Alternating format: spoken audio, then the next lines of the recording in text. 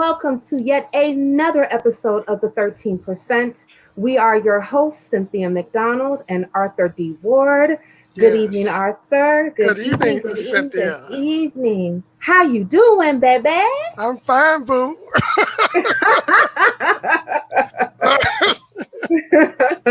I'm glad you are doing well. I'm really excited about this particular guest, a long friend and college colleague of mine, Sonja Foster, will be joining us shortly to Mhm. talk about crisis theory in context of family stress theory. So we're going to have like a really good and how that is related to ADOS communities. But before we get into that, I'm going to get a little housekeeping out of the way. So, people who are watching, make sure that you like this video, share it on your particular social media platforms like Twitter, Facebook, and also Instagram. Make sure that you hit that bell so that you get notification every time that we go live, whether it be our show, the 13% in black and white with Rick Lockhart, and also Ethan Michael. But guest starring right now is Kendra Pennington, and any other content that we just decide to come up with off of our domes. Okay, Mm. so make sure you guys do that for us. We appreciate it. Now, another thing that I want to acknowledge before we go forward is the shooting of an unarmed black man in Kenosha, Wisconsin, Jacob Blake, I believe his name is. He was shot 7 times by a police officer. It was 2 police officers that were called to a supposedly a domestic issue. And then once, for some reason, the police officer followed him to his car, pulled on his shirt, and then shot 7 times.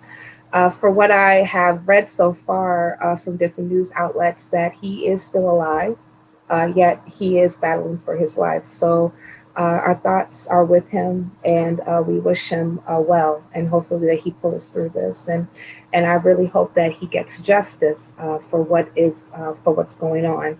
I don't really want to go into a big to do about it because they're still investigating this particular incident.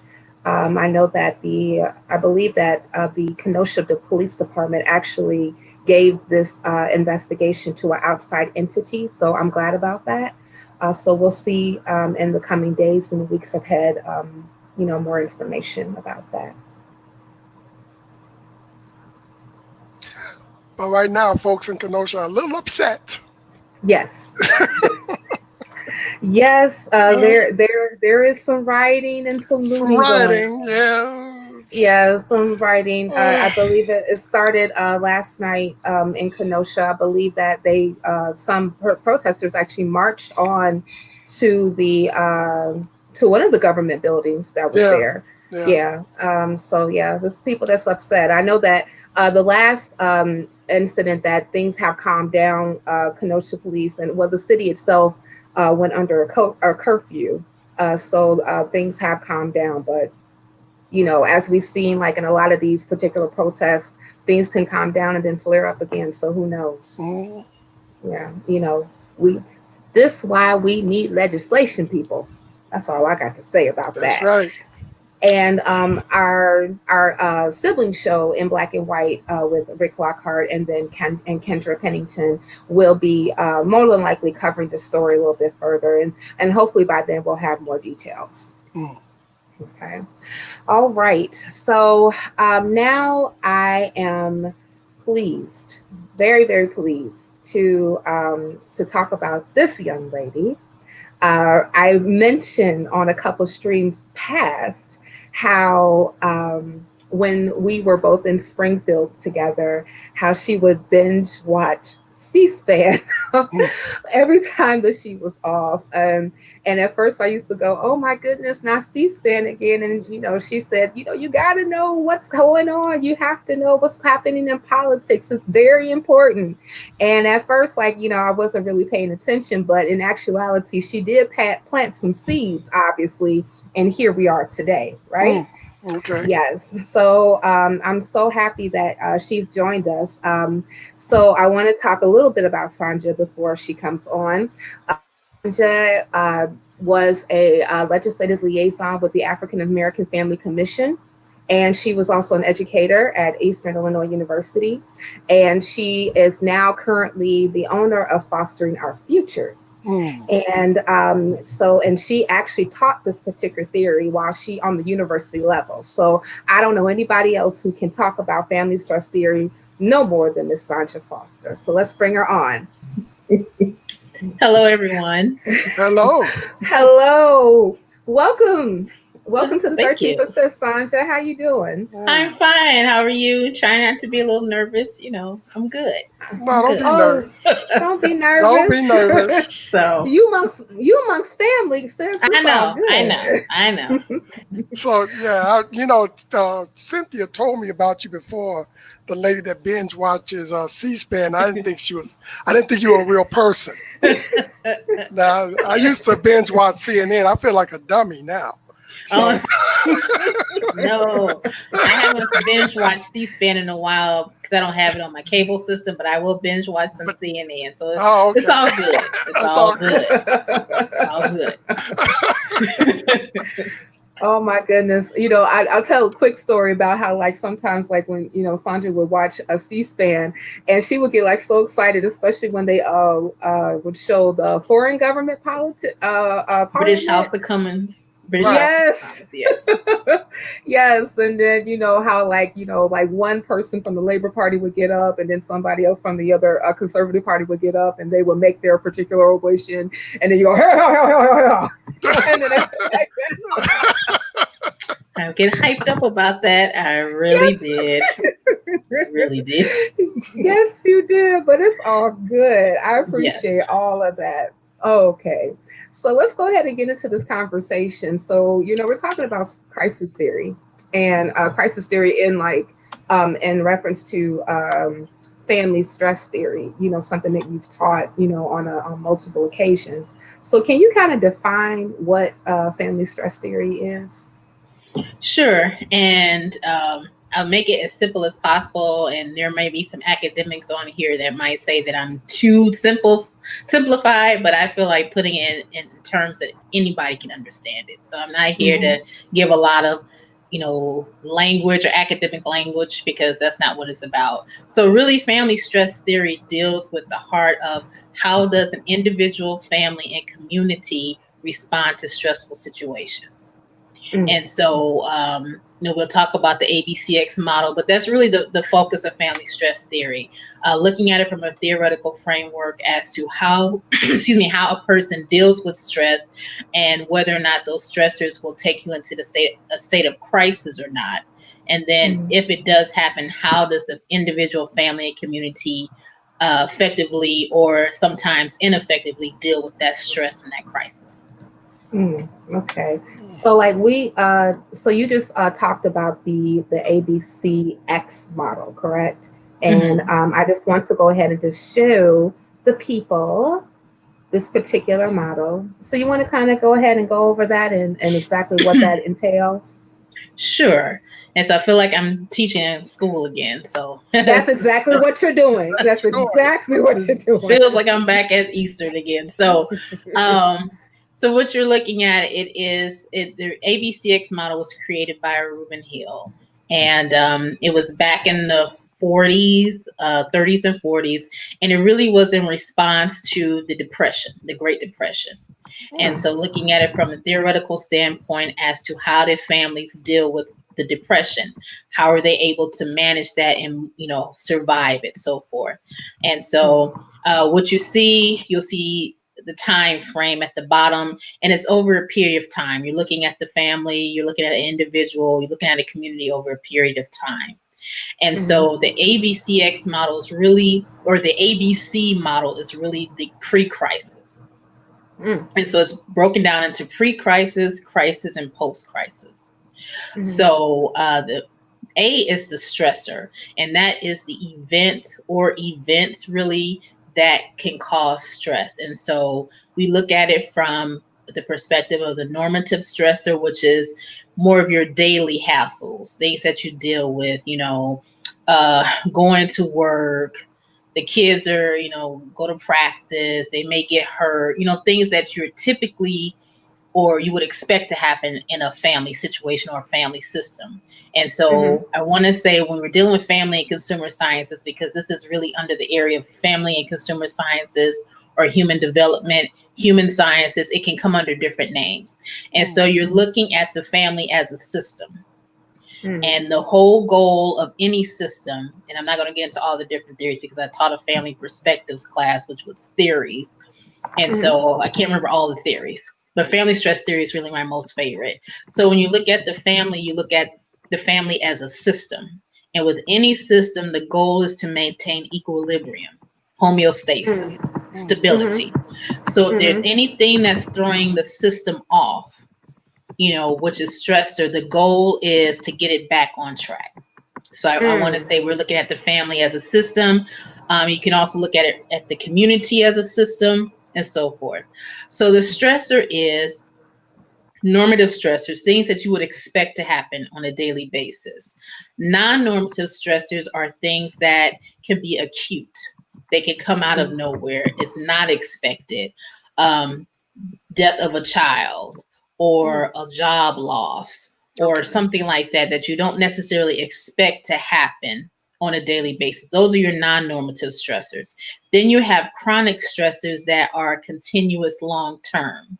A normative stressor can turn into a chronic stressor, and a non-normative stressor can turn into a chronic stressor. And so there are different types of stressors. And to be honest, I can't remember all of them off the top of my head, but they're typically broken into those three areas.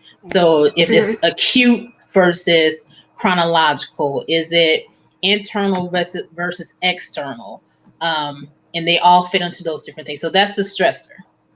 And then B component is resources. So once the stressor happens, what resources are available to handle the stressor? What resources does the family have at its disposal? What resources does the individual have, the community, to deal with this stressor? So so resources can be internal resources. They can be external resources. External resources can be your local school, your hospital, your church, other family, the local food pantry, the homeless shelter, things to help combat that stressor. Then your internal stressors could be your education, your intelligence, your motivation, your ability to handle tough situations, your resilience. Those are examples of internal resources. And so many times in a stressful situation, and you just think about a stressful situation in your own life where you've had to pull on internal resources as well as external resources to help you get through that situation. So that's the B component. C is perception. And I know we've talked several times, and I've said I feel like this is the most important one for me because perception really is, if it's not everything, it's almost everything.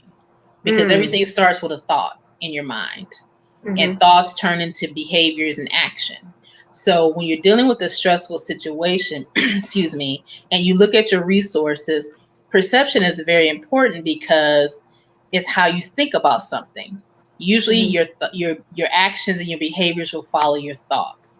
So if you're in a stressful situation and you feel like you can't get out of it, or there's no hope, or the resources that you have are not adequate enough, or anything like that, then that can lead to issues of depression, trauma, stress, anger, alcoholism, drug abuse, child abuse, because it comes out in different ways.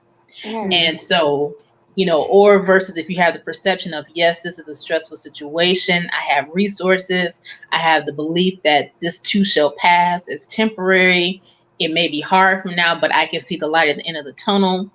Depending on that, that will help drive how you feel about the stressor and the resources. And so a lot of times when I would talk to students, a lot of times we would look at it from the standpoint of just the individual perception. How does a person think in their mind? And while that is important, we remember that we are all part of a system, whether it's family system, educational system, healthcare system, and so forth. So just like the individual has a mindset about something, the family has a mindset about something. Mhm. So if you're in a family who generate Generationally.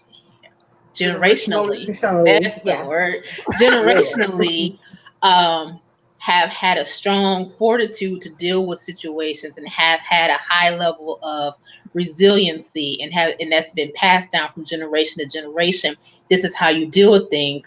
And a lot of times in the, I have to say, ADOS community, the Black community, we have been taught generationally to deal with stress and know how to handle things because we've seen our forefathers and our ancestors have to deal with stress. And Mhm. so you have some families that are able to handle it better because their foundation is stronger than other families. A lot, Mm. of how it's taught. And then you can also take that to a community. How does the community deal with stress and crisis? And trying not to get ahead of myself. If a community knows how to band together and handle things regarding resources and all of that, because Mhm. communities are made of families and families are made of individuals. So that Right. is the connection. And Mhm. so, once you look at the stress of what it is, the types of resources that are available or not available, perception is very important. I think we talked about it the other day. A person or a family can have access to resources, but if they don't perceive those resources as beneficial, they Mm. may reject those resources that are there to help them. Or Right. it's a pride issue. I've worked all my life and now I'm on unemployment because of COVID-19, and my family has never had to go to a food pantry. And so now I have to go to a food pantry. So I may feel shame or anger because this is taken away from what I'm used to. Then I'm just not going to go to the food pantry because I don't want to be seen like those other people down the street who go to the food pantry because going to the food pantry is associated with being poor or uneducated or what have you. Well, then you may starve if you don't go to the food pantry because those are resources there that are there to help you. But if you don't Mhm. perceive it as such, you may not reach out to those resources. So Mhm. all of that ABCX equals up to crisis. So on the model, the picture, like I said, ABC, that's the pre-crisis. Then depending on how the family, the individual, the community interacts and pull those together will help determine whether or not the individual, family, or community goes into a state of crisis or Mm. not. Because it's important to remember that not all stress leads to crisis. Mhm. And it's also important to realize that stress in and of itself has no value to it. And what I mean by that, um, for example, a stressor could be someone loses their job. On its own Mhm. merit, okay, someone loses his job. Where the stress comes in is with the value judgment that is attached to it. So Mhm. for one person, if they lose their job, but they have other resources available, it may not be a big issue to them. They may Mhm. be like, it's about time. I wanted to quit anyway. And so, Mhm. COVID just kind of kicked me on out of there. Now I'm ready to go on to something else because they have Right. other resources set in place. Whereas for someone else, they may attach the value to losing a job as devastating because it would be devastating to them. So Sure. stressor in and of itself really has no value judgment to it. It's the emotional attachment that you put to it to determine whether it's negative or positive, if Well, that How? I makes want. sense. Well, oh, I'm sorry. Go Go ahead. ahead. Oh no. Go ahead. Go ahead. Ask your question, Arthur, and then I'll follow up with you. You know what? How would you? Because I'm really listening to what you're saying here, and actually, a couple of the instances that you brought up as examples, I personally have gone through. Hmm. But but what about how would you, as a professional, deal with a condition like racism, white supremacy, which is something that, depending on the individual, is internalized in different degrees and is an actual environmental reality.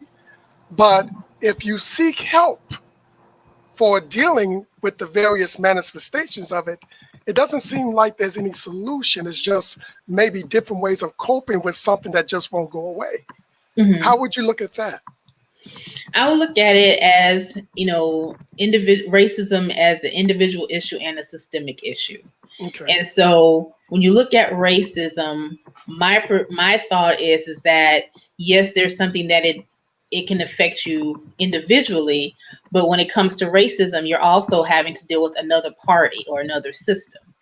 So, whereas, let's say you're in a situation where you have experienced racism individually, you were called a name or something like that, and it may affect you, traumatically, so that you go out and get resources to deal with the trauma or the stress of it, or depending on the situation, a person may cope with it negatively as far as drinking or what have you. That's the individual part of it, but then there's another part of it that the other person or the other system is responsible for. And so to Mhm. me, it takes more than one person. So if the person who has experienced racism, they're doing what they can to combat it and advocate against it and so forth.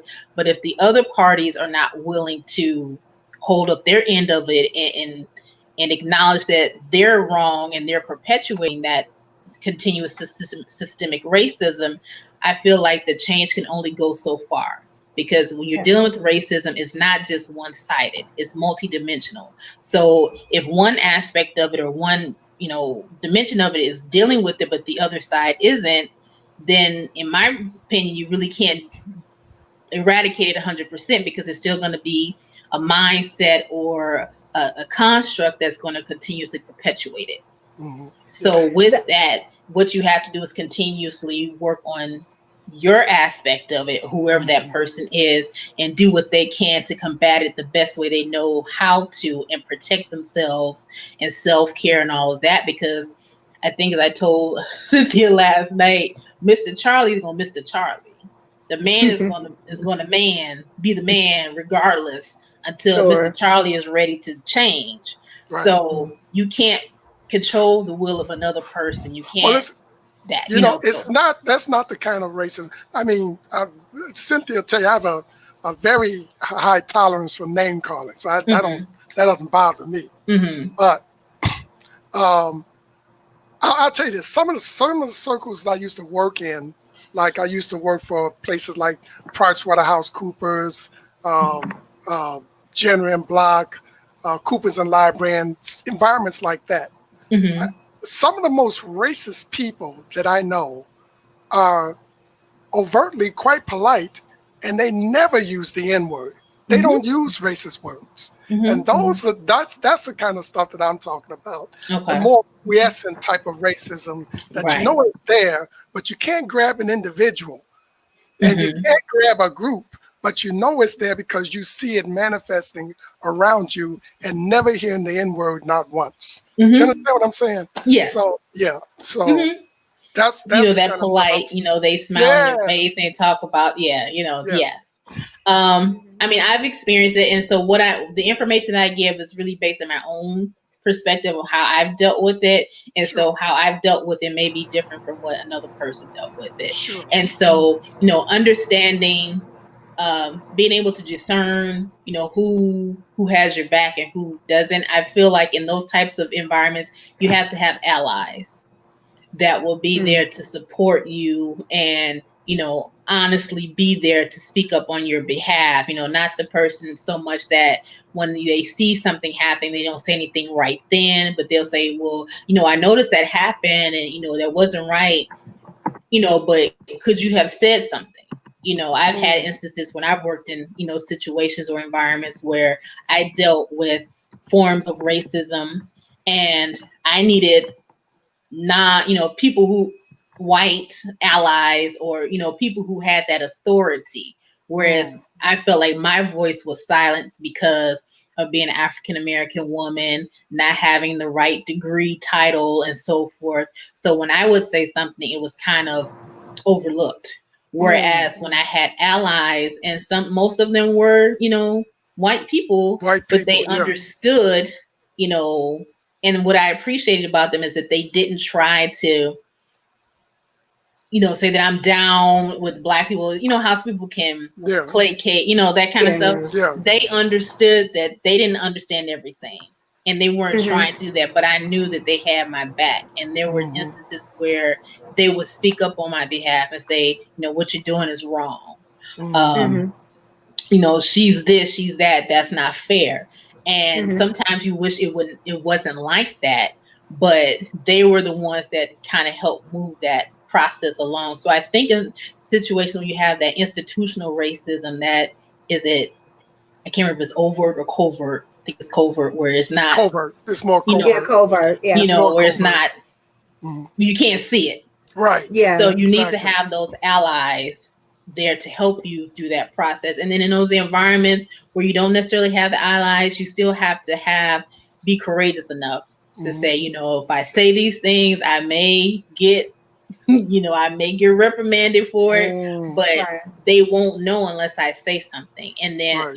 I've noticed that sometimes when you're in a situation like that, when you're willing to speak up, some of those people will start to come out that may have been afraid themselves. And it wasn't necessarily that they didn't support you, but they may have been afraid because of their own reasons, and you give them the Right. courage. So I think Mm-hmm. in those types of situations, you have to be courageous to a point, but then at the same time, have your support system outside of that environment so that you can go to and talk to and de-stress and debrief, so they can help give you that strength that you need so you can go back into that environment. Mhm. So Mm-hmm. Mm-hmm. that's what I would You say. So I wanted to kind of elaborate on this chronic stressor, and I think that we kind of just touched on it when we're talking about systemic racism. And I'm pretty sure that we can, list all day what Mhm. some of those particular chronic stressors look like. Mhm. But I'm more concerned about the chronic stressors from systemic racism to the point where how we see different crises um, manifest itself in Mhm. specifically in the ADOS community. Can you talk Mhm. a bit about that? I would say, kind of going back to when I said earlier, families and communities generationally Racial, Mhm. yes. have been taught to withstand Mm-hmm. tough situations. We as Black people, ADOS community, we have been taught down through the generations that we are tough, and we are. I mean, Mm-hmm. if you really think about it, the middle passage when we came over from Africa, we are descendants of individuals who survived. A lot of people Yes. did not survive that. We are descendants of individuals who survived slavery and Jim Crow and all those things. So we have that sense of pride that yes, we can survive those things. And then we also have a cultural culture that will say that historically that Black people are stronger. Black women. Mm-hmm. We talked about last time about Black women, and a lot of times when you go to the doctor's office, Black women are perceived to be able to tolerate pain more so than the white counterparts, the other races and ethnicities. So on one hand, we have this sense of pride and the ability to cope and adapt to situations, and so that's a good thing. But I think the chronic stressors, because we have been conditioned many times to handle it and know how to handle it, that we don't realize when it's becoming negative and it's Mm-hmm. causing a negative effect. So that's why you may see increases of high blood pressure and heart disease and diabetes and all of that, because we are coping with it in different ways, and some of us have been conditioned with this so much that it becomes normal, Mhm. that Mm-hmm. it becomes a Mm-hmm. normative stressor when it really is not a normative stressor, but we've had to deal with it for so long, and we feel like had to learn to cope with it so long that we take it on as this is just normal. Right. And it really isn't supposed to be normal, but you do what you do. So I think a lot of times the chronic stressors, um, is like a double-edged sword to me. On one hand, Mhm. like I said, we are able to handle a lot of things that other groups may not be able to handle. But in the meantime, we haven't also, in that history of being passed down, there wasn't a lot of history or information taught on how to deal with it effectively. Mm-hmm. So when you're Mm. dealing with things, we eat, we drink. Some people have, a lot of sex, whatever it is, and it is normalized that that's okay. That's what you do, and we make jokes about it, and have videos about it, music videos and all those types of things. And so it is normalized in our culture.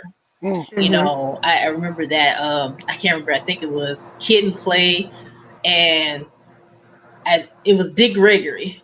And I forgot, I think his name was Tiny. He's like, bring me some of Dick Gregory. You know, he's sitting there on the couch. He can barely move. Talking about, bring me some Dick Gregory, or bring me some Kool-Aid, you know, with a whole bunch of sugar, and you just keep pouring the sugar in there. And Mm. so we normalize it because people love the red Kool-Aid with the sugar in it, you know, because that's just, it's so many ties to it. It brings comfort. It identifies things. It, you know, when we have our Thanksgiving dinner, we throw down and you got the chicken and the dressing and the turkey and all that kind of stuff, and we eat till we full. But that it identifies with culture and family and all those things.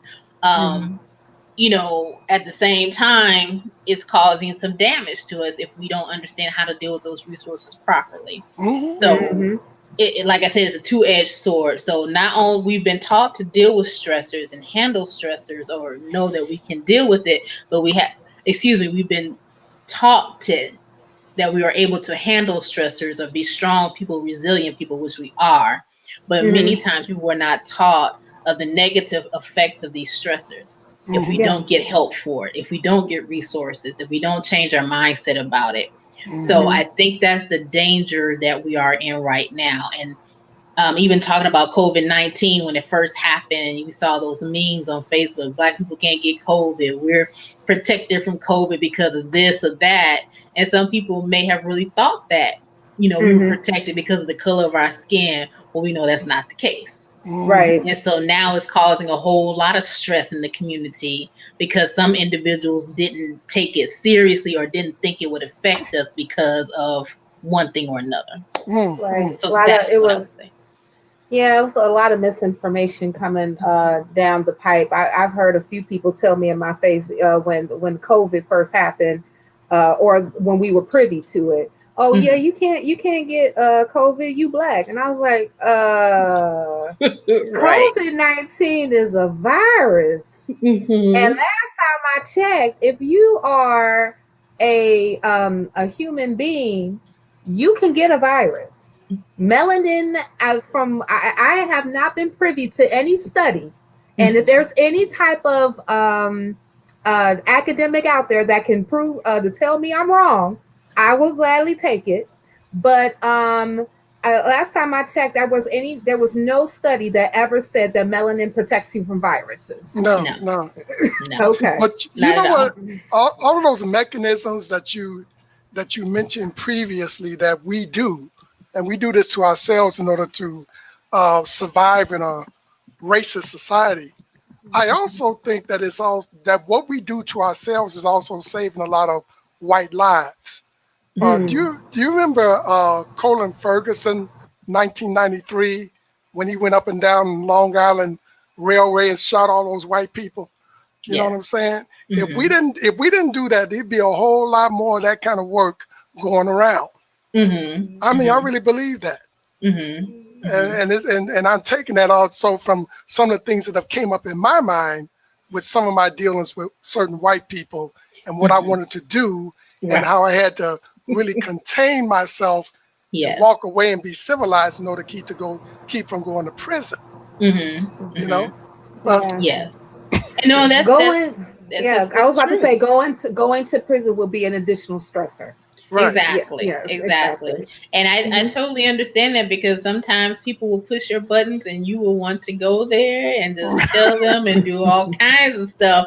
And Right. so that's Yeah. normal. That's human Hmm. nature. You know, um, even the nicest, quietest person has a tipping point. We all have tipping Yeah. points. Right. Hmm. And, you know, wherever the stressor is, whether you know how to deal with it, the perception of it, and so forth, everybody has a tipping point. So, Hmm. but the thing is, until that goes into a whole topic of dealing with mental illness and mental stress, and we know that a lot of times in the African American community, you know, people didn't talk about going to see the therapist. They didn't talk about going to see the counselor. That was a taboo type thing. And Hmm. so, whereas those stressors were normal, you know, the effects of them, you know, for a long time, we didn't know how to handle it properly. or we Mm, may not have Mhm. had access to the resources to handle them properly. But a mhm, lot of Mhm. times, I think about my mother. She worked in mental health. She didn't work with patients, but she worked with medical records, patient resources. And I remember when I was in college and I was dealing a lot with anxiety and depression and stress like that. One thing she would always tell me: don't sit in your don't sit in your dorm room and isolate yourself and hmm, not Mhm. talk to anybody, because that's what Mhm. counselors are for. That's what therapists are for. You're not crazy. There's nothing wrong with you if you go do that. I'd rather you go to a therapist or a counselor to talk about issues versus something else. And so Mhm. a lot of that goes back to the family, as well as I said, the family perception of something. If you're in a family that is open to that type of thing and they Mhm. understand the benefits of it, when you're dealing with stressors, that family as a whole may be more open to go get help or go get mm, resources versus Mhm. a structure that might say they don't believe that, what stays in the house, what goes on in the house stays in the house. We don't talk about it, Yeah. especially to the white folk. You don't tell the white man your business, all that type Mhm. of stuff. And so mhm. with that, I would like to say that there needs to be a lot more African American therapists and counselors available. Yeah, There is a because need for that. personally, I would never go to a white Hmm. counselor. I wouldn't. Hmm. Hmm. And I know That people who did that. I did, because at the point when I got to the point, if I needed help, I didn't at that point I didn't care if it was black, white, green, yeah, purple. But at the time I didn't have access to. I would have preferred to go to a black therapist or black counselor, but I yeah. was in the middle of the corn in Mm. Oh, Central Illinois. Yeah. okay, And okay. Yeah. there were no Yeah. black therapists available. There were no No, Right. black there were counselors not. available in the corn. Now, no, no. You know. I mean, like, like I would say, like, remarking on my own personal experience when it came to therapy, I will definitely say that, my last therapist I had was, she was Caucasian and she was actually very good. She really helped me through some of the issues that I was dealing with grief. And Mhm. also, like, she kind of helped me as far as like transitioning when it even came with like, faith belief. But I will definitely say when it came to like some issues that I would experience, as a Black woman, especially as an ADOS woman, there is the thing about it is that we're not going to have the same Right. experiences when it comes Mhm. to that, Mhm. and especially because, of our positionality in the United States versus Mhm. their positionality. I went through a whole day of anti-racism training on Friday, and that was different. But but one of the terms that was constantly being used was white dominance or white societal dominance or white supremacy, and Mhm. I felt that it was very telling that even you had like white people who were also facilitators of this training using that language. And the reason being is because they are very much so privy to white privilege and dominance in this particular society versus, Black positionality in the society as well. Right. Mhm. Mhm. But Absolutely. I never understood classes that to talk to black people about racism. Mm-hmm. Because we're expert on one end of the stick, but we have no idea about the other end of the stick. I mean, I'm an expert as being a recipient of Mm-hmm. racism. I mean, I could write a whole Mhm. Encyclopedia Britannica, two of them Mhm. on that subject. Okay. Mhm. But as far Yes. as the white mentality regarding racism, I mean, first of all, I don't really need to know about it. And the people that you need to talk to about it is them, not me. Mhm. Mm-hmm. You know what I mean? Mm-hmm. Mhm. So, Well, I mean, like I know that like a lot of us have said it, and I love when I first heard it put in the context of this particular phrase. I heard it from Rick Lockhart. Shout out to Rick, who's in the chat right now. Bam, that's who he is. Also hosting in Black and White that appears every week on Thursdays, either at 7 or 7:30 p.m. It's basically whenever I'm available to produce. But mhm, anyway, I like the way that he put it when he said that, uh, racism, white supremacy is not our system. right, Mhm. So it is not our job to dismantle it. right. Mhm. So it has, but at the same time, and this is one of the reasons why I really wanted to talk about this subject, is because we still experience the stressors of it, and then we see the inception of crisis in our communities because of it. You know, um, I recently posted an article on my blog called family. I'm sorry, violence as an epidemic in ADOS communities, where I talked about the height of violence that often happens in urban cities, and I specifically focused on Chicago because one, I live here, and also Chicago is always in the news for violence, specifically gun violence. And I felt it was very telling when I looked at a specific neighborhood. It was which was West. Oh my gosh, I can't talk. Sorry, people. Which was West Garfield Park. It's on the west side of Chicago. And one of the things that I found out was when I was looking at the demographics of this particular community is that it is 93% Black non-Hispanic. That's according to the demographics of. So I would assume more than likely that's ADOS. Let's see, the unemployment rate is about 18%. The and the amount of individuals living under the federal poverty line is like 43%. And when you look at statistics like that, you know, uh, and you have like an entire community that's poor, that lacks an income or a very low income, and they basically just trying to get by. It's kind of like a stewing pot for or a powder keg to really breed this type of violence in this particular area. And the thing about it is that particular, I would argue that particular model or picture is very much so parallel in a lot of different communities that are primarily ADOS. So it's kind of like, when we see like these particular stressors happen, like pervasive poverty or even systemic racism, and racism that actually, shows in different inceptions, even when we're talking about police, like what happened with Jacob Blake. These lead into crises that, that basically put our community under fire. But for some reason, like we really don't, society, give it enough attention the way that it needs to be. It needs to be actually addressed. Oftentimes, even like, and one of the pushbacks that I often have, and like a lot of ADOS movement people have this pushback, is like when we're using a full moniker of people of color. And I understand that in some cases, it's proper to use that particular term. However, when it becomes improper is when you're trying to utilize people of color poverty policy to cover Black issues. And because how we got into being a community with a systemic poverty is not because we immigrated last week, right?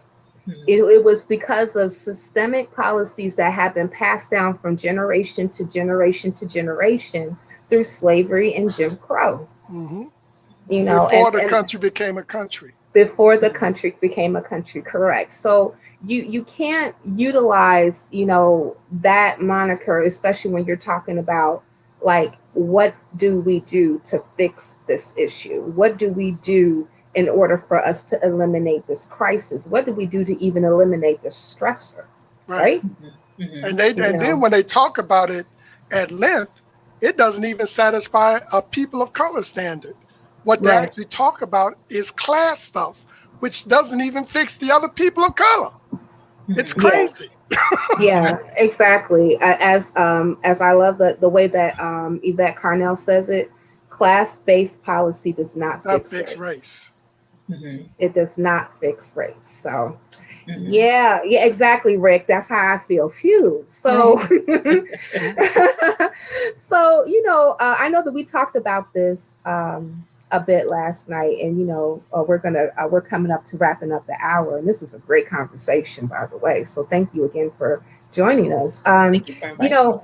Sure thing. So like we talked about the importance, like because like when we look at these our community, and we see like a lot of these particular stressors. I know that we were pulling articles and all this other stuff and statistics and stuff like that, but like the conversation just got so good. Unfortunately, we didn't get to that, but that's okay.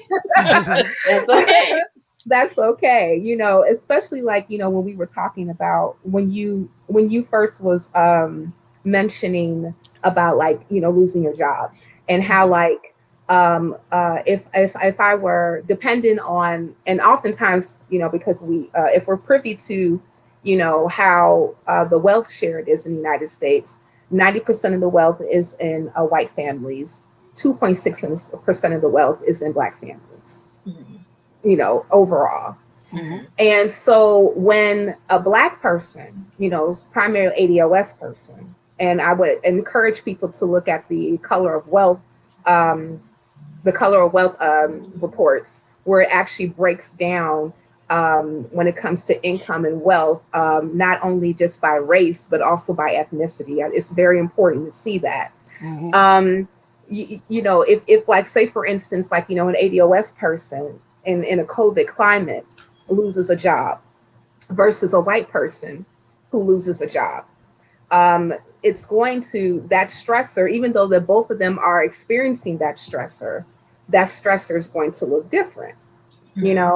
I believe that you gave an example of like, say for instance, like, did you want to talk about the $90,000 a year? Oh, sure. Versus, yeah, go ahead. So I live in Florida, and so I'm sure some people have seen on the news. I mean, unemployment has been affected, or unemployment is high across the country, and so of course Florida seems to be in the news a lot about a lot of things. I'm going to get into that. So, by the way, I have to say, when I lived in Illinois, because I grew up in Illinois, I grew up in Chicago Heights, the Heights, whatever. I can't say South Side so much, but I grew up in the Heights. So I lived in Chicago Heights all my life. I'll give you this one, south of the South Side. How about that? Okay, we roll with it. So it's the suburbs. It's more kind of like a hood suburb. It's not like Palatine suburb. It's like Harvey suburb. Right. There's a distinction in the suburbs. You stop airing out Chicago dirty laundry in front of these people. I'm just saying, because when I went to Eastern, and Cynthia will can attest to this, anything south of Kankakee or north of Kankakee was Chicago. Right. And I would tell someone I'm from Chicago Heights, and all they would hear was Chicago. Right. So we just all lumped it together. Except if you were from the city, and they call you, you're not from Chicago. So anyway. So when I lived in Illinois, and then I also lived in Central Illinois, which I call the corn. Yes. Illinois. A lot of corn. And a lot of corn and soybeans. So you would hear about things happening in Florida, and you would think it can't be this. Florida can't be like this. You would hear some real crazy stuff. Florida man, all this kind of stuff. Well, Florida is a unique state. It really is. Some good people in Florida, but policies and such, it is a unique state. So as far as unemployment, Florida unemployment has been in the news because the system has been messed up and so forth. So I gave a hypothetical to Cynthia. I said, what happens if someone is, let's say, a manager of a store, and they were making $90,000 a year, as a manager of the store, and because of COVID-19, they lost their job. Well, in Florida, under the current reemployment assistance program, the maximum you can make is $275 a week for Florida. And so if someone is making $90,000 and then they lose their job and they apply for reemployment assistance and the maximum you can make is $275 for one family, that's a stressor regardless to go from making that much money to dropping down like that and everything that goes with it. We're talking about, is crisis subjective or stressors? Again, I said that stressors, the value judgment comes based on the connection to the stressor. So someone can lose a job. Well, if you lose a job making $90,000 a year and you drop down to $275, monetarily you may be okay because you may have reserves, your savings, you have 401k, what have you. But it may be a major stressor, almost to the point of crisis, not so much because of the monetary aspect of it, but because of the emotional aspect of it. The concept of I have this lifestyle, and now this lifestyle has been taken away from me because of COVID-19. I've lost my job. I may have children in college. I may have a certain standard. What's going to happen? I've never been in this situation before. My family didn't have to deal with this. I didn't come from a community that dealt with this. So it may send me into a state of crisis from that standpoint. Whereas you may have another person who is in the same situation, and emotionally they may be able to handle it because they may have grown up or been around in situations where there was, tough situations, there were tough times. Their families didn't have a lot of money growing up, but they were able to achieve a certain level. So emotionally, they may be better prepared to deal with that emotional aspect of it. But materialistically or financially, they're in a state of crisis because they may not have had the ability to save up money or anything like that. So when that money disappears and you go down to $275 a week, it's like, oh my gosh. So what I was saying is that, and then you have the aspect of race, historically most people, ADOS, people of color. I know I say people of color. Cynthia doesn't really like it when I say people of color, That's a bad word. Yeah, so that's what I was talking people. So the Black community, the ADOS community, a lot. Thank you. Yeah, you go. I am working on it. So a lot of families in that situation will probably feel the effects of it more financially if they were to, lose that type of income, maybe because they didn't have the ability to save, or they may not have been in a position to even make that much money in the first place. In addition to other stressors, whereas another family, like I said, they could deal. They're okay financially, but they may not be okay emotionally because they don't know how to deal with that stressor. So it's their diversity is a diverse situation in dealing with that same stressor. People look at it from different perspectives, and so so that's what I was saying. Is stress subjective? I believe it is to a point. Is crisis subjective to a point? Because again, when you look at the resources that are available, the types of stressor, and the perception, that all helps determine whether or not it goes into a state of crisis or not. Yeah, I would definitely say that a lot of different things are, of course, subjective, especially when you're talking about the stressors and how you deal with them. But, but we already know that subjective can turn into objective, right? Like how you perceive the stressor is oftentimes dependent on the situation or environment that you're in. And that it can lead into something that is going to be objectively a crisis. So exactly. Yeah. So I wanted to kind of go into the reason why we really wanted to discuss these things is because we wanted to bring out what the family stress theory is all about, and to the point where we can identify crises and why it's so important to advocate for ourselves, because oftentimes I believe that, shout out to Be the Power, Dr. Logic, who said this: ain't nothing in my life that can't be solved without money. Right.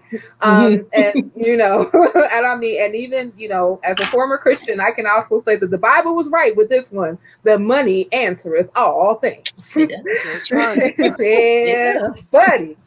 Also yeah. in that, can advocacy be a type of therapy? Absolutely. Mm, Mm, mm. Absolutely. mm, Because That's good. I would say it is because, I mean, think about it. If you're going to a therapist and it's talk therapy, and that's a form of therapy, and you're getting it out and you're being productive and you're expressing yourself, advocacy could definitely be a form of therapy because if it's done the right way, you are expressing how you feel about a mm. particular Mm, issue and mm-hmm. why it should change or why it shouldn't change. So absolutely, advocacy can be a form of therapy, I believe. Mm. Well, there you all have it. The 13% has corroborated that advocacy is therapy. Ergo, you need to do it and get yourself a Yeah. political education and get involved. Okay? Yes, absolutely.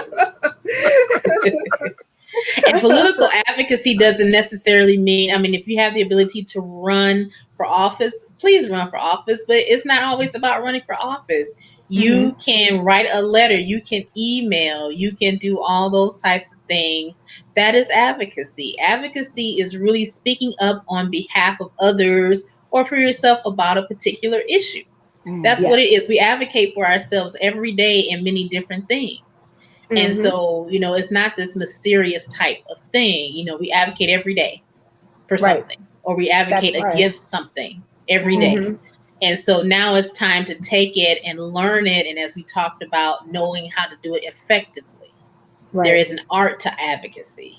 That's true. It really Mm. is, it's as much of a science as it is an art to do it. Mm. Hmm. So the example, when I worked in Springfield, Hmm. and I learned a lot Mm. about politics in Springfield. Okay. Yes. Because, before I worked as a legislative liaison, I worked on the Senate Democratic Appropriations staff. So Okay. I was analyzing budgets, Hmm. higher education body, Illinois Board of Higher Education, Illinois Student Assistance Commission. So I got a chance to see a little insight into how the political process works. And to be honest, for a while, I had become kind of cynical to it. And Cynthia knows this. Sure. I Yeah. kind Okay. of turned off from it because I grew up, my dream job was to work for the Children's Defense Fund and become the next Marion Wright Edelman and all of that. And so being in Springfield, I learned things, but I kind of became cynical to the process, kind Mm. of what a lot of people are with apathy almost. What's the purpose of it? If they've already have these systems set up in place, why do they, why do we have to vote? Why do we speak up? It is Right. still necessary. Legislators are moved by numbers. Yes. Yes. They're Yes. Yes, moved they by are. numbers. Yes. And they will change their views about things if there is enough pressure in numbers In Mm. regarding a numbers. particular issue. Thank you I for saying that. I didn't tell her to yes. say that, folks. No. Okay. No. I was about I, to say. I think I you need to repeat that. repeat that. Repeat It that, is. It Miss is. Foster. Legislators are moved by numbers. They Mm. really are. And they're also moved by lack of numbers. Ah, So if you Mm. don't say anything, then Mm-hmm. they're going to see what's the point. I'm not getting much pushback from something. Those communities must not be that interested in it because I'm not really hearing anything. Mm. Or the people uh-oh. who are speaking up really are not the most effective voices to drive home that point. Let me ask you this. Child. Go ahead. Since you worked in the belly of the beast, Mm. are legislators moved more by money or potential votes? Since we know that the money is used to do marketing to Hmm. get votes. What I are would you say moved that by? I would say they're moved by both because Okay. they're kind of intertwined with each other. To Mm-hmm. me, and again, this I'm not speaking on behalf of anybody, people. This is my own personal views Right. I'm about just whatever. from Yeah. what you Um, Yeah. experienced. Disclaimer. Yes. Gotcha. Right. yeah, disclaimer. Okay. Disclaimer. Um, that's why you have a lot of those special interest groups that have so much power Right. because they have the Mm. numbers and the money. Mm-hmm. Okay. And so they will vote certain ways because those who have the money control a lot of things. Not always the case. Yeah. Not Um, always. But then there's also moved by numbers as well. That's why you'll see people voting party line or caucus voting party lines. And if someone goes against what the caucus says, there may be some retribution or some pushback for that, because at the end of the day, they want to be reelected. Right. So whether or not they may personally agree with the issue or not, depending on where their views are, and I can't judge anybody because people do what they do, and that's what it is. They may vote party line on a particular issue, whereas personally they may not. I can't speak for every legislator, but in order to get the money to get the campaign to be reelected, they will follow the party rule. Right. And so I think it's both. Yeah, you know what? I used to work. I used to work for the American Postal Workers Union, the regional local here in Chicago, and I used to work under John Hall, who was the director of legislation, and we were talking about allocations of resources, voting resources and money, and it was certain candidates that we didn't give any money to on purpose. I said, John, you're not going to give any money? He said, no. He said, we got the numbers. What I need to give any money for? That's absolutely. Absolutely. If some people don't know, and my political thing, knowledge in terms of unions and slating candidates is a little rusty because I've been out of it for, and actually this past couple of years, I'm just getting back into it because I'm serious. I was like, forget politics. I'm done with it. But every time I would say that, it's something that draws me back because it's just, that's my passion or whatever. Okay. But, my mother was in a union. My aunt was a union president, local union. My dad was a union representative and so forth. And so, yes, they would slate candidates and they would go through the candidates and see based on issues, we'll give this much money to this candidate. We'll give this much money to this candidate because they're voting pro-union or pro-whatever. So definitely that is really a thing. So if the candidate doesn't fit, and it's the same thing with the PACs, with the NRA and all of that, if they're not pushing that agenda, then those groups have that power and those numbers not to give them that money, towards their campaigns. Well, you all know what's happening with the NRA, right?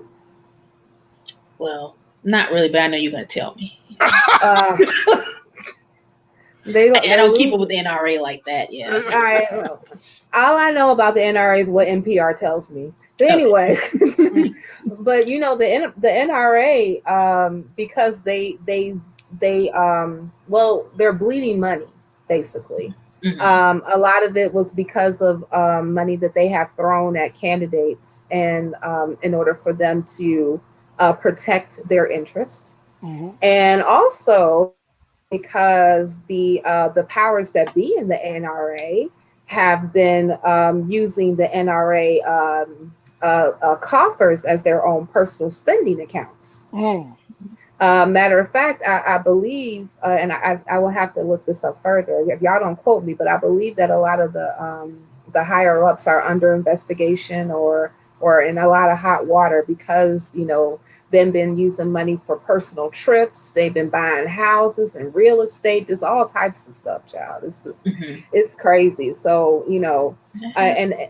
Yeah, that well, and especially because the NRA actually is a nonprofit, but at the same time, and it's kind of funny how that whole nonprofit thing works because nonprofits generally are not necessarily supposed to be endorsing political candidates or even speaking politically, but they absolutely do, depending on what nonprofit you are. Right. So it's very interesting how that whole thing plays out. But going back to even what we were talking about previously, when you were discussing how politicians move when it comes with money and votes or money and people, I think it's we as ADOS, we ain't got no money, but however, what we do have is people. And as you stated before, talking about really getting involved with the political process or advocacy process, it's important to utilize that particular power in order for us to be able to, contact our congressmen, to push on the federal and also local politics, and making your voice known, as far as like how you feel about particular issues. And I would make a shameless plug right now, and because all of us actually on this panel right now are involved with this, is that ADOS Chicago, along with Avalon Park Church, is moving to get JB Pritzker to sign executive orders to declare violence as a public health crisis, and also to sign an executive order for rapid relief in Black communities in Illinois that have been ravaged by COVID-19 and also rioting. So, and we're involved in a phone banking and email campaign right now. And I'm telling everyone right now that's watching and who's going to be sharing this is to please go to www.itshardbeingblack.com. It is in the show notes, but that's www.itshardbeingblack.com. Sign the petition. Also, for those who sign the petition and give your email, you can also, if you want to communicate with us at adoschicago.org and say that you would like to be involved in this email phone campaign, please contact us so that we can go ahead and definitely put pressure on our elected official who actually got the vote, the 98% Black vote in Illinois, in order for him to become governor. So guess what, Mr. J.B. Pritzker? You owe us. Well, there you go. I know that you're running out of time, but I thought about something as far as advocacy, which I think is very important to get across. In terms of advocacy efforts, it's important to remember that not all one size does not fit all when it comes to advocacy. Right. And so as we're looking at advocacy, and again, I always look at it from the macro level. You look at it from the individual standpoint, the family standpoint, and the community standpoint. So you can do individual advocacy for yourself, for others, but then you need family advocacy as well. And so not only are you advocating for individuals, but you're advocating for families, because even, as much as we ADOS, Black community, American descendants of slavery, even within that group, we are diverse as far as families. We are diverse. And so advocacy for one group of families may not be the same as an advocacy for another group of families, even though we are all a part of the same group, racial group. And then when you look at communities, think about Chicago. As diverse as Chicago is with each community, there are some things, cross-cutting things that are the same across communities. But you may have, and again, I don't remember all the communities, so I'm not going to put myself out there. So let's say for Roseland as a community, what may be good for advocacy efforts in Roseland may not be the same for Inglewood. Right. Even though it's still Black community or ADOS communities, what's going on in Roseland may not be the same as what's going on in Inglewood, or, what's going on in Chicago Heights may not be the same as what's going on in Markham or Harvey or whatever. But so that means in order to be effective advocacy, you have to research the community, know what's going on in that particular community. Now, we talk about strengths in numbers. So if you have activists coming in from Inglewood, you have activists coming in from Roseland, even though they may have different issues, they can get together and focus on issues that are the same for both communities to build their base, their advocacy base. But at the same time, be able to look at what's going on in Roseland may not be the same what's going on in Inglewood. So one size does not fit all. So the policies, like you said, can't be one size fit all. And that can be difficult, when you have the diversity of communities or families and so forth. So that's why it's important with advocacy efforts, with numbers, people have to find a common ground. And I've noticed a lot of times, in the Black community, when it comes to advocacy, there's a lot of division. So Mhm. many times there's no collective there. Right. You And know, so I things will. begin to fall apart, because of I that. I would say a couple things about that.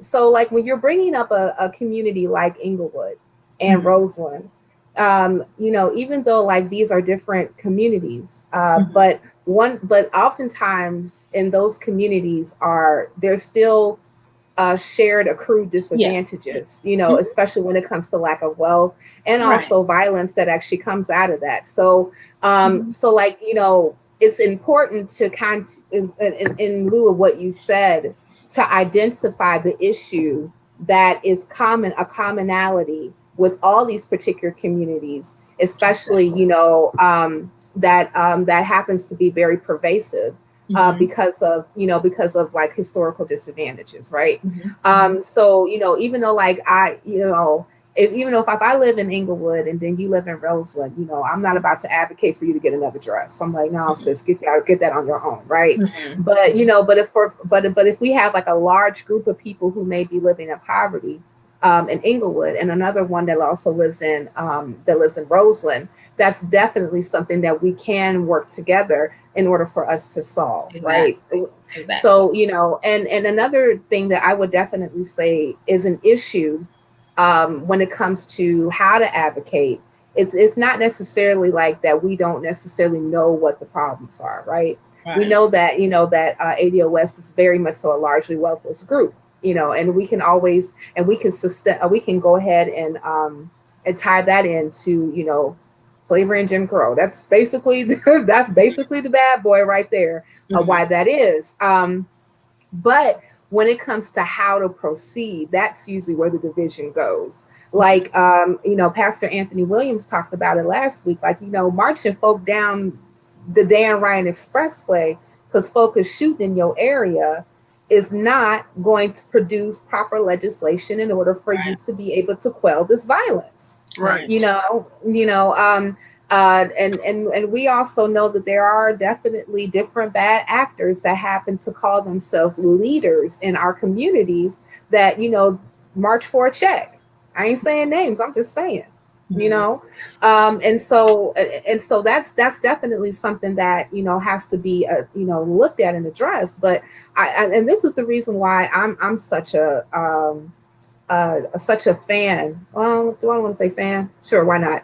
Of making sure that people, especially the everyday person, to really get engaged in getting a political education.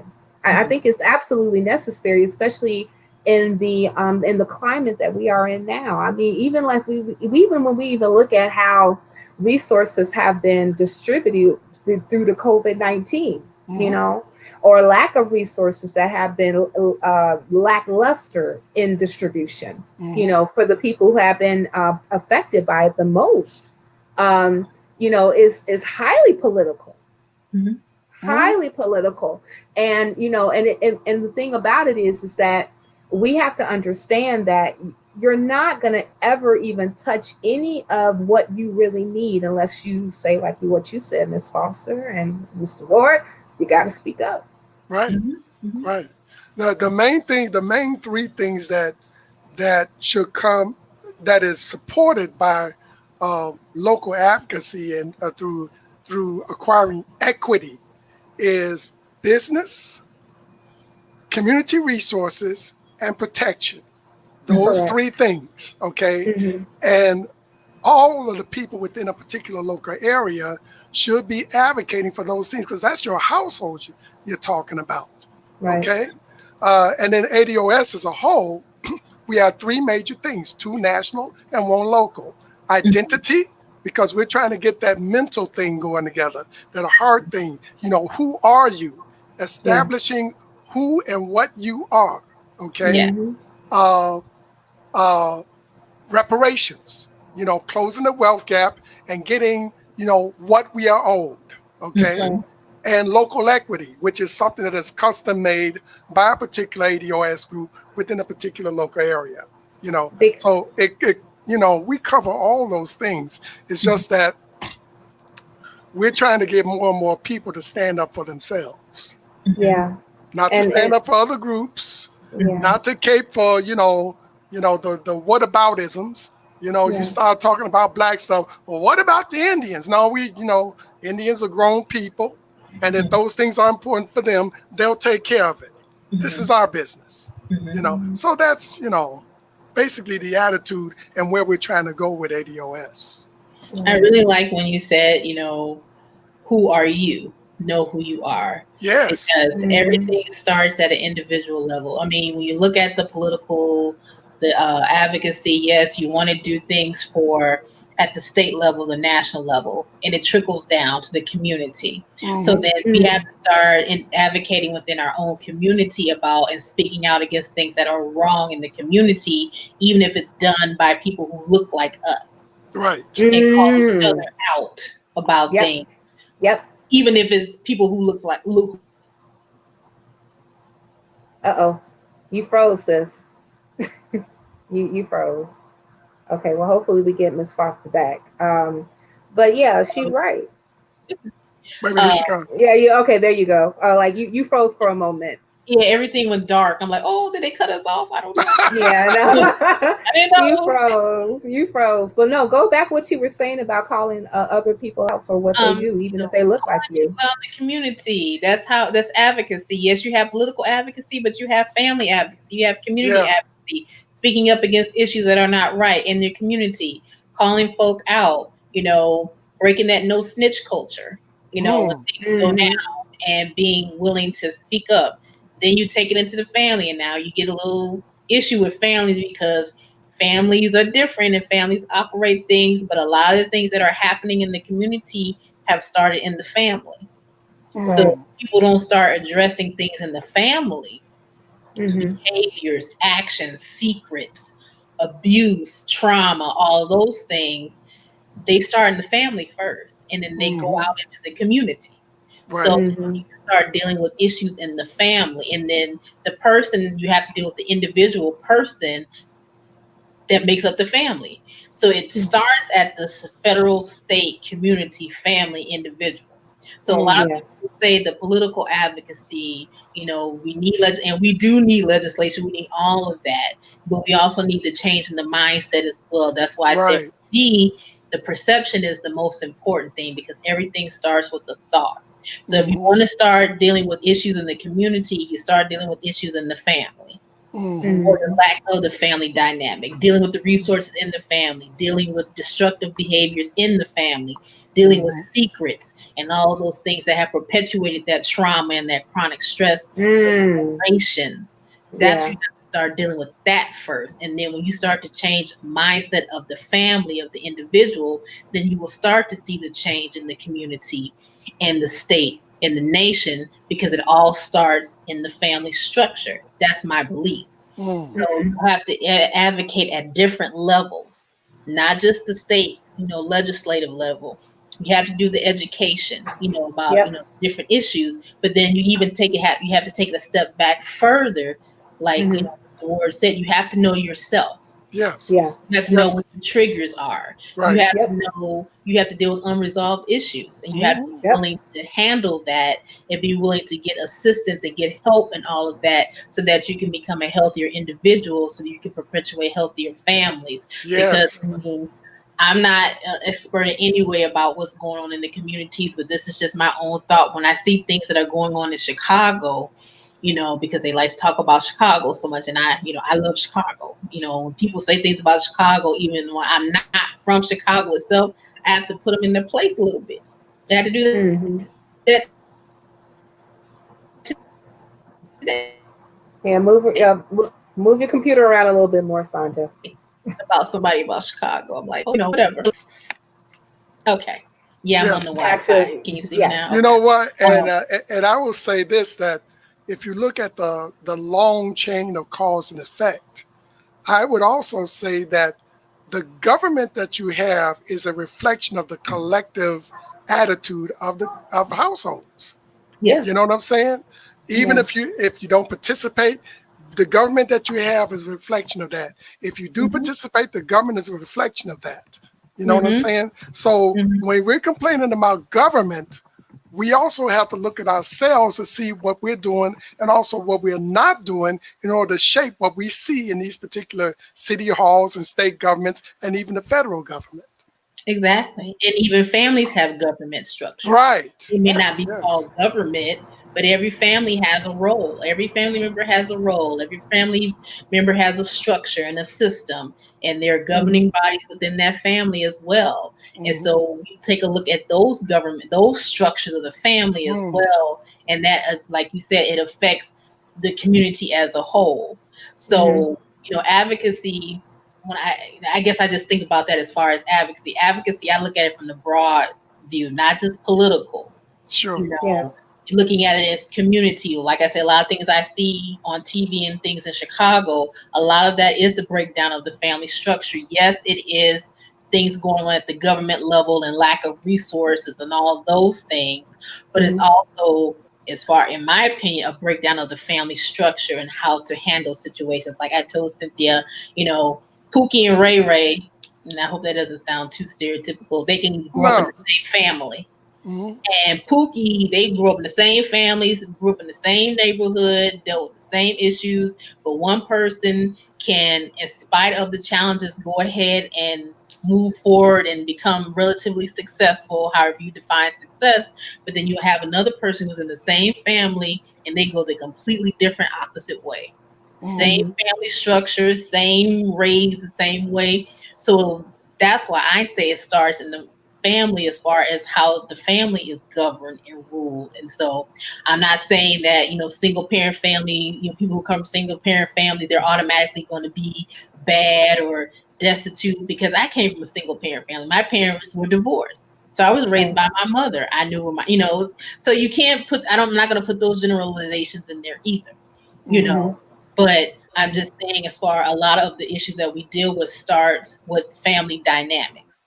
And as you get a stronger family unit, advocating for a stronger family unit, stronger individuals, counseling, therapy, resources, jobs, education, all of that, then that all, it's a domino effect to affect policy. I was going to also even say to that, even when we talk about the family dynamic, is that it's a holistic thing. It's because I just doesn't even think about, like, when you throw a monkey wrench into like the family dynamic or structure that has happened oftentimes, especially in ADOS families and communities, you do get the unnecessary barriers, that I call it, that would keep one from being able to move forward or thrive in one way, and then another person go another way. Like it should never be that. I believe that, like, oftentimes, and this definitely can be something that it has to be looked upon and addressed, is that we should do everything in our power, especially when it comes to advocacy, not to give you the alternative choice. You know what I'm saying? And like, because even like when, I even discussed on my blog, it's like, whole communities are not violent. Right. I mean, like, there could be like different individual, like, instances or events or triggers that can cause a person to be violent. But on a macro level, communities themselves that are, fully functional and resourced are not violent. And I think it's absolutely, even though, like, that doesn't give a pass to Pookie, Ray Ray, or even Man. Okay. But at the same time, I want to also make sure that, there has to be a point where we say, like, what, these particular individuals, I want to make sure that the barriers that will keep and cause them to even think about, maybe I need to do this instead of doing this, is even precedent in the first place. So I think that's absolutely necessary to, to address. But I definitely agree that, we do definitely have to deal with a lot of different dynamics that's in families in the first place. And that's why, I love it, even, when we talked about, identity, who are you? Right. I would definitely, I mean, and I would even say, like, from even some of my own personal observations when it comes to our people, that because like a lot of us are kind of like walking around with I don't want to say a lost tribe, but they kind of walk around a little bit lost because they don't really know who they are, Yeah. or they have like a hard time, or they come up with these like very fantastic ways of actually describing who they are. Um, and I don't necessarily feel that any of those things are, very much so helpful. Like, for instance, like because we have like a big celebrity culture. I know that Malcolm X talked about that, some of us like to kind of, get into this escapism of, if I can only be like this celebrity, or if I can only be like that celebrity. And then that completely, kind of ignores their whole dynamic of what their own life is, right? And it causes them to, to say, well, all I got to do is what 50 Cent did, or all I got to do is what Ice Cube did, or whatever. And it's kind of like, well, they not you. You know what I'm saying? And you have to kind of figure out who it is that you are. And one of the things that and shout out to ADOS healthandwellness.com. My first blog entry was about identity and identity crisis, and coming up, and I know that even like us as a people have gone through so many inceptions on who are we? We went through so many names. Are you colored? Are you Negro? Are you black? Are you African American? Let's pick a tribe is somewhere in the African diaspora and just say who you that. You know what I'm saying? And oftentimes it's because, like, we have such an issue with, really being able to say, like, this is who I am, or even like having a hard time to even identify who we are. And I would definitely say that has a huge impact on how a person reacts or behaves, or even what they value. Right. You know what I'm saying? Absolutely. Yeah. And, you also got to remember, too, that, I know that nowadays fathers in the household are a non-factor now. But, and some women prefer it to be that way. But I would say that some of the best periods in which we were advocating the hardest and the most overtly was when we had more intact families. Yeah, I agree. I totally agree, and I think that, and those things cannot be ignored. Having having an intact family too would also have a huge impact on the trajectory of even what those children will or will not do. Not to say that they, you can't achieve despite it, but just think about actually having. I mean, even if we look at biology, let's just speak. If a person has children in the natural way, the child's sex is determined by the father's sperm, not the mother's egg. Okay. So, even when it comes to saying male, female, that information comes from the DNA of the father. So, even when we're looking at a social construct, we can still, kind of lean on, or, what having a father in the home, or even in a child's life, can do for that child versus them being absent. And I mean, and we can even think about this when we look at statistics when it comes to mass incarceration. The the whole of prisoners, the prison population is 41% Black male, but they only share 6% of the entire population in America. And that and you can't tell me, like, all those missing daddies doesn't have an effect on the children. That's yet another thing that has to be advocated for, right? So when I just have these conversations, child, all I just think is like, gee Louise, we got a lot of work to do, right? Yes. We got a lot of work to do, but but we're coming up on the 90-minute hour. Usually we allot like, an hour and 30 minutes for interviews with, guests anyway. So I really so appreciative, Sonja, that you actually joined us on the 13% to have this conversation. Thank you so much for your insight and your knowledge. Excellent, excellent, excellent, sis. Thank you, thank you, thank you. You all, Sonja's information is in the show notes below. Her Facebook, her Instagram. Also, I believe your website is on there too. So yes, it's if a you work all in progress. okay, that's okay. Yeah. So Okay. y'all don't give it too much. Don't give it too much on it. But she's working on it. Okay. Yes. But seriously, like please, if you want, please reach out to Sonja and check out her business, Fostering Our Futures. She does offer a lot of different services as far as like consulting is concerned. She's done grant writing. She's done all the little things that one could think of to do in this particular space. So she's definitely a person that you need to know and to get involved with.